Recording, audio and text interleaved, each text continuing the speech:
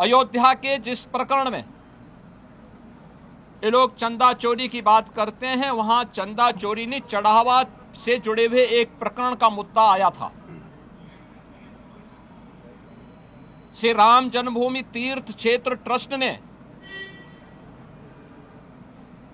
इस प्रकरण में 12 जून को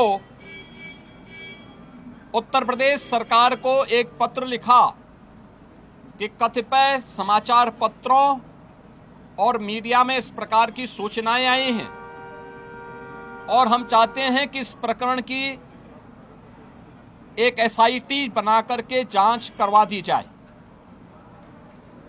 श्री राम जन्मभूमि तीर्थ क्षेत्र ट्रस्ट माननीय उच्चतम न्यायालय के द्वारा गठित एक धर्मार्थ ट्रस्ट है। राज्य सरकार इस मामले में कोई हस्तक्षेप बिना ट्रस्ट के आग्रह पर या माननीय न्यायालय के आदेश के बगैर कोई भी निर्णय नहीं ले सकती थी। ट्रस्ट ने अपील की, अनुरोध किया, राज्य सरकार ने 13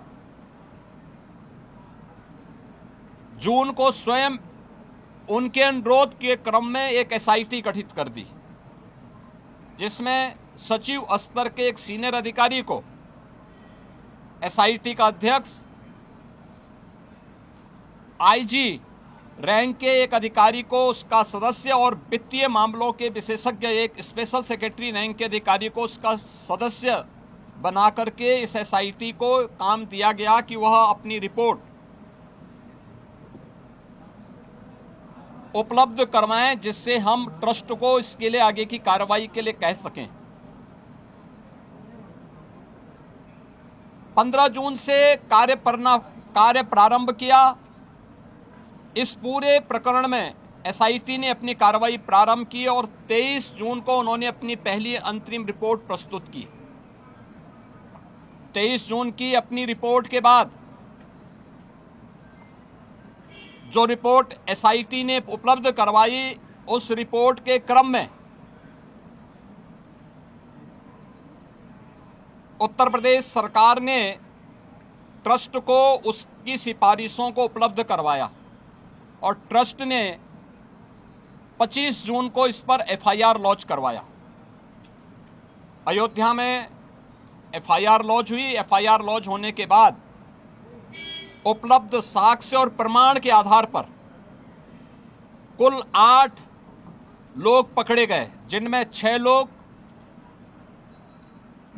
चढ़ावे से जुड़ी हुई धनराशि में चोरी करते हुए या धनराशि को इधर उधर करते हुए देखे गए। उस आधार पर कार्रवाई हुई। 2 लोग इस पूरे प्रकरण में जिनकी जिम्मेदारी थी, उन लोगों को और उसके साथ जोड़ करके यह 8 लोगों की गिरफ्तारी हुई।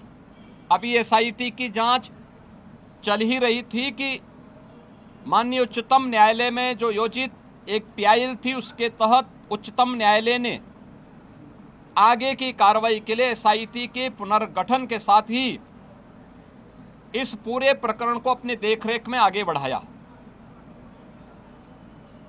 इस मामले में किसी भी साधु संत का कोई संलिप्तता प्रारंभिक जांच में एसआईटी की प्रारंभिक रिपोर्ट में कहीं भी नहीं पाया गया।